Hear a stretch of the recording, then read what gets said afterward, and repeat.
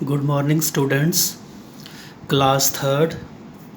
आज हम class third का T1 का सिलेबस शुरू करने लगे हैं और T1 का सिलेबस यूनिट 5 से शुरू होगा। ठीक है, और इस यूनिट 5 का नाम है डिवीजन। डिवीजन मतलब नंबर्स को डिवाइड करना। तो हम सबसे पहले 5.1 एक्सरसाइज का क्वेश्चन नंबर 1 करेंगे। तो देखो क्वेश्चन नंबर 1 में क्या है। क्वेश्चन नंबर 1 में कहते हैं डिवाइड करना है 18 को 6 के साथ, लेकिन कौन सा मेथड लगाना है? रिपीटेड सब्ट्रैक्शन मेथड लगाना है। फिर सुन लो मेथड का नाम। 18 को 6 से डिवाइड करना है, लेकिन मेथड कौन सा लगाना है? Repeated subtraction. तो चलो करते हैं इसको और देखते हैं क्या आता है हमारा आंसर। 5.1 एक्सरसाइज क्वेश्चन नंबर 1 का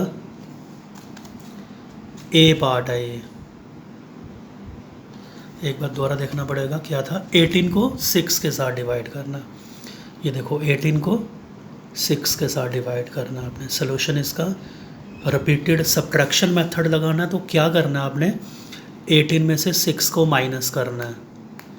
क्या आया? 18 में से 6 को माइनस किया तो कितना आया? 12 आया।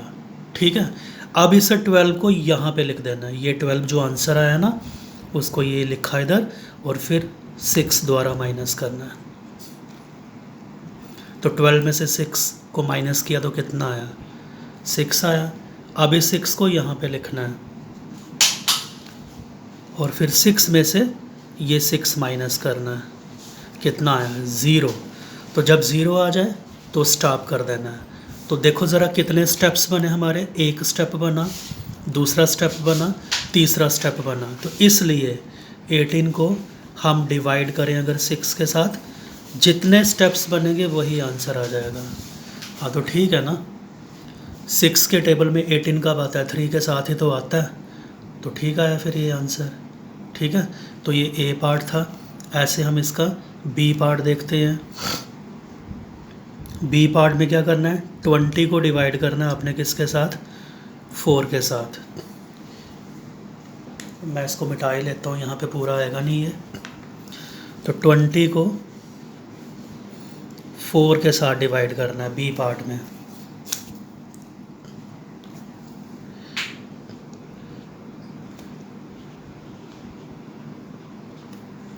जैसे आपने पहले किया, क्या करना है? 20 में से 4 माइनस करना है तो कितना आएगा? 16। अब 16 को यहाँ पे लिखना है, फिर 4 माइनस करना है। कितना आएगा? 12। 12 को यहाँ पे और फिर 4 माइनस करना है। कितना आएगा? 8। 8 को इधर 4 ही माइनस करना है। कितना आया? 4।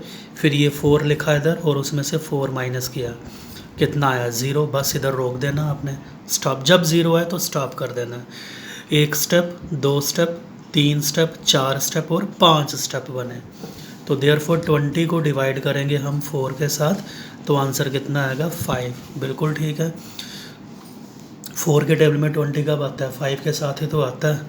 तो ये बी पार्ट हो गया हमारा। ऐसे ही बाकी वाले पार्ट्स भी आपने करने हैं। ये सी पार्ट हो गया, डी पार्ट। ई पार्ट में आपको करवाता हूँ। ई पार्ट,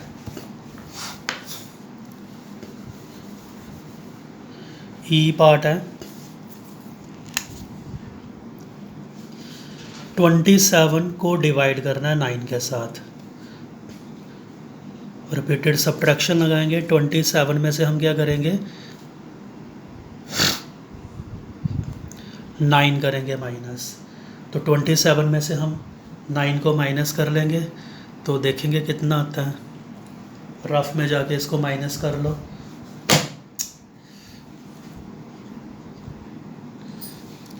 7 में से 9 तो जाता नहीं है, तो कितना बना? 17 बना ना। 17 में से 9 काटो तो कितना आ गया? 8। एंड यहाँ पे कितना आ गया? 1। तो कितना आया? ये 18 आया। उसके बाद 18 लिखा हमने यहाँ पे और उसमें से 9 माइनस करना है। 18 में से 9 गया तो कितना आया 9। अगला स्टेप क्या होगा, 9 में से 9 माइनस करना है तो कितना हो गया 0। तो यहाँ पे आपने रोक लेना है, 1 स्टेप, 2 स्टेप और 3 स्टेप। तो इसलिए 27 को अगर मैं क्या करूँगा 9 के साथ डिवाइड करूँगा तो 3 स्टेप्स में क्वेश्चन ख़त्म हुआ है ना, तो 3 आंसर इसका आ गया। तो होता भी ऐसा ही है, 9 के टेबल में 27 कब आता है, 3 के साथ ही तो आता है, 9 3 ज़ा 27। तो ठीक है, आई बात समझ। बाकी इसके जो पार्ट हैं वो आपने खुद करने हैं, और भी है ना इसके पार्ट, ये देखो कौन कौन से पार्ट हैं, आगे एफ है, जितने भी पार्ट हैं वो आप खुद कर लेना। अब इसी एक्सरसाइज का क्वेश्चन नंबर 2 देखो।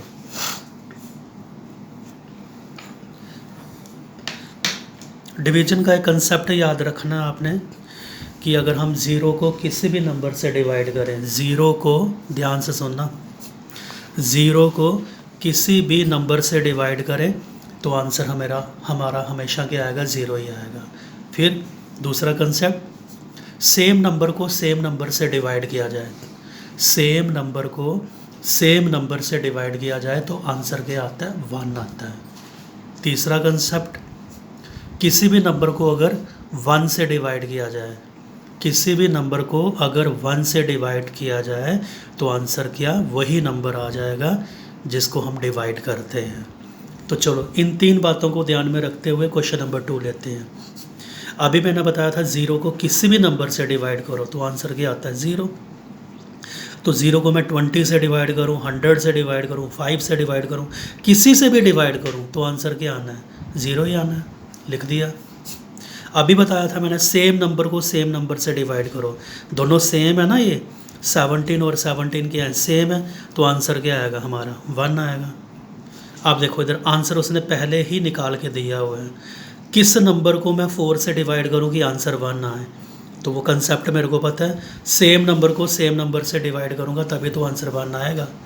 अभी किसी भी नंबर को 1 से डिवाइड किया जाए, चाहे इधर 8 की जगह 10 होता, 20 होता, जो भी होता, तो यही नंबर आंसर आ जाता। तो क्या आंसर आएगा यहाँ पे, 8 आ जाएगा। सेम नंबर को सेम नंबर से डिवाइड किया तो आंसर क्या आएगा, 1 आ जाएगा। 17 को मैं किससे डिवाइड करूँ कि आंसर मेरा 17 आए, 1 से डिवाइड करूँगा तभी तो 17 आएगा ना। किस नंबर को मैं 7 से डिवाइड करूँ कि आंसर 0 आ जाए, तो 0 को किसी भी नंबर से डिवाइड किया जाए तो आंसर क्या आता है, 0 आता है। 21 को किसके साथ डिवाइड करूं कि आंसर मेरा क्या आ जाए, 1 आ जाए, तो 21 को क्या करूंगा, सेम नंबर से 21 से डिवाइड करूंगा तो आंसर क्या आएगा, 1 आएगा। ठीक है। क्वेश्चन नंबर 3 देखो, एक उसने खुद करके दिया हुआ है हमें, ये देखो ये मल्टीप्लिकेशन फैक्ट लगाया हुआ है और यहाँ पे फिर डिवीजन फैक्ट लगाया हुआ है। मल्टीप्लिकेशन फैक्ट क्या है, 3 4 ज़ार 12, ठीक है, क्या 3 4 ज़ार 12। डिवीजन फैक्ट देखो, अगर मैं क्या करता हूँ 12 को 3 से डिवाइड करता हूँ तो आंसर 4 आ जाएगा। क्या 12 को 3 से डिवाइड किया तो ये आंसर आ जाएगा 4, और अगर मैं 12 को 4 से डिवाइड करता हूँ तो आंसर ये आ जाएगा 3। दोबारा सुन लो, मल्टीप्लिकेशन फैक्ट तो ये टेबल ही दिया हुआ है।